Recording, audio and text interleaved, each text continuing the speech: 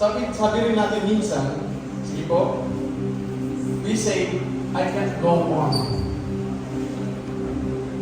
When we at the point na hindi na tayo makapag-move forward para sa magandang hinaharap natin o sa mga bagay na ina-achieve natin sa buhay natin, sasabihin natin, I can't go on, Lord. Hindi ko na kaya. Lord, paano to? Tulungan mo ako. Pag nandun na tayo sa bagay na yun, God will reply you the best of the best na sasabihin sa atin. His grace is easier. Amen?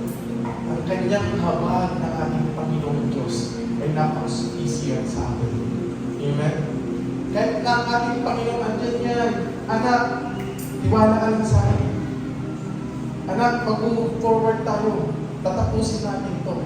Ano sabi sa Biblia? Pakisunod ko? In the book of 2 Corinthians chapter 9, 12 verse 9, each time he said, my grace is all you need. My power works best in weakness. So now, I am glad to boast about my weaknesses, so that the power of Christ can work through me.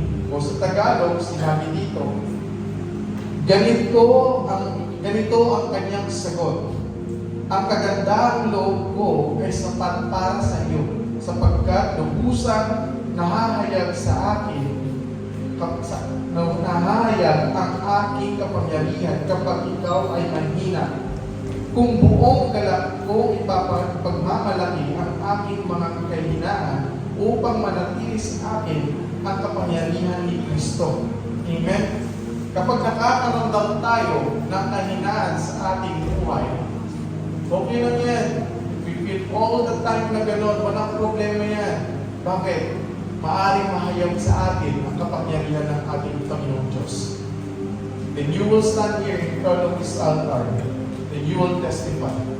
Yung sinabi mo na I can't go on, pero natapos mo, then God worked to your life, and now you're testifying. Then ganda nun, tama? Lahat tayo may kahinaan. Yung kahinaan mong yan, pray mo kay Lord. Lord, come near to me. Lapitan mo pa ako, Panginoon. Itong kahinaan ko ito, kung siya nagpapabagsak sa akin, tulungan mo ako, Panginoon. When we ask God, regards sa ganung bagay, God will always pour out His power para tayo ay makatapos at makapagbigay ng maganda at mahayag ang kapangyarihan ng ating Panginoong Diyos sa buhay natin. Amen? Sabihin mo sa katabi mo, God is good. Amen?